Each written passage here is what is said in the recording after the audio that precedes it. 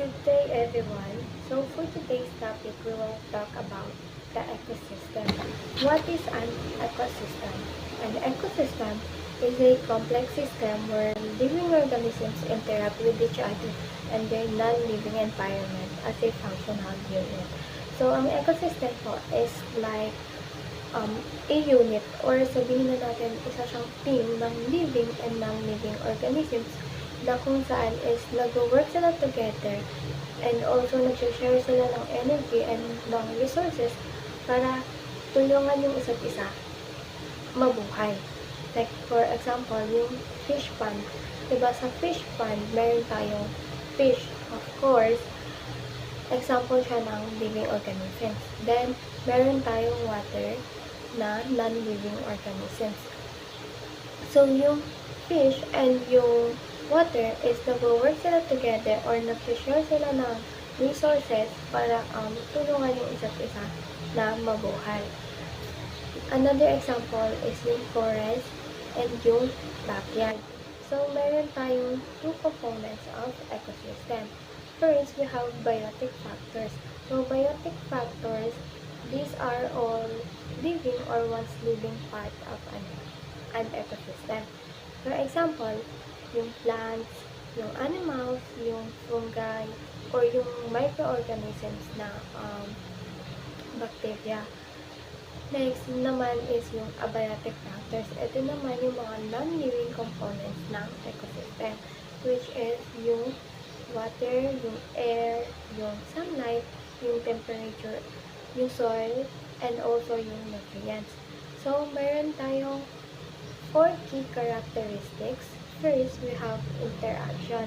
So, living organisms within an ecosystem interact with each other and their physical environment. So, yung mga living organisms is nag-interact sila doon sa kanilang physical environment.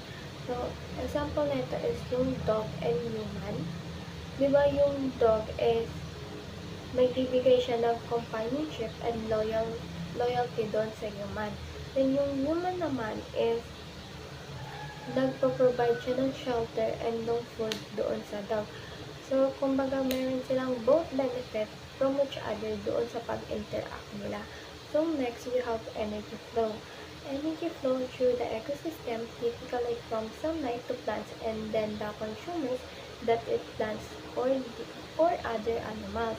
So, dito sa energy flow is ang example is, di ba yung plants is gumagamit sila ng sunlight para mag-grow.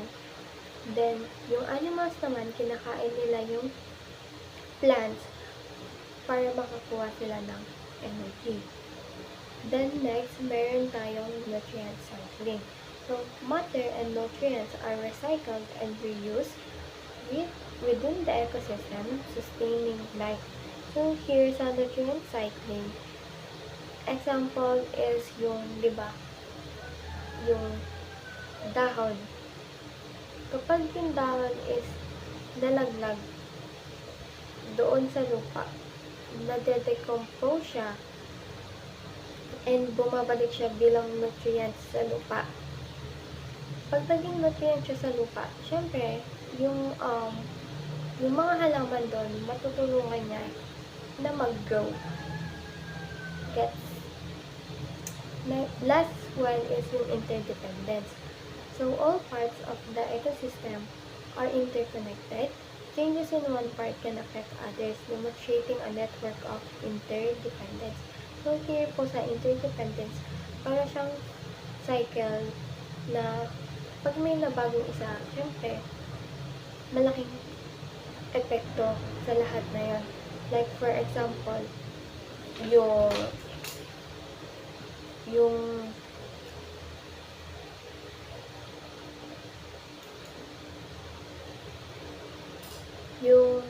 for example, yung fish and yung coral.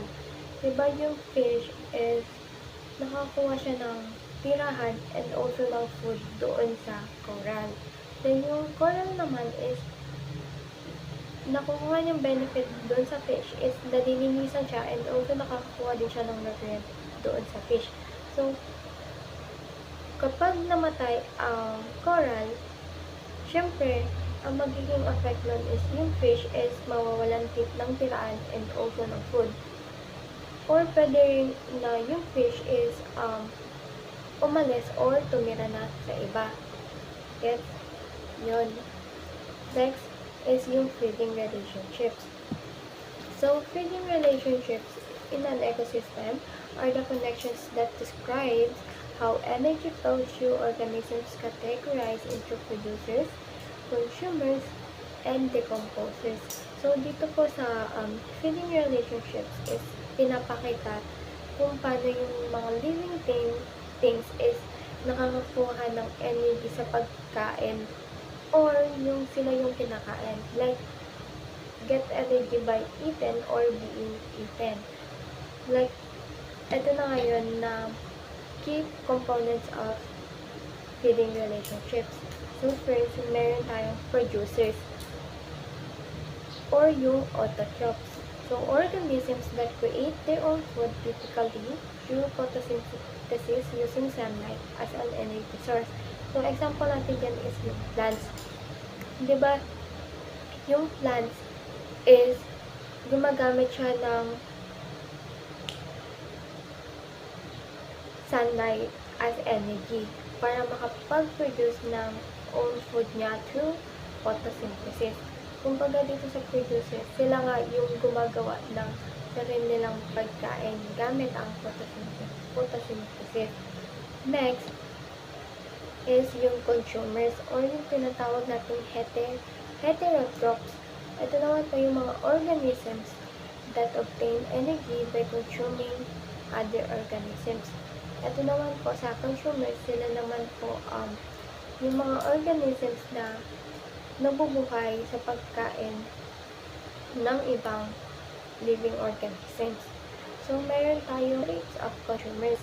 Yung first po is yung herbivores. Sa herbivores po, i-short ko na lang explain.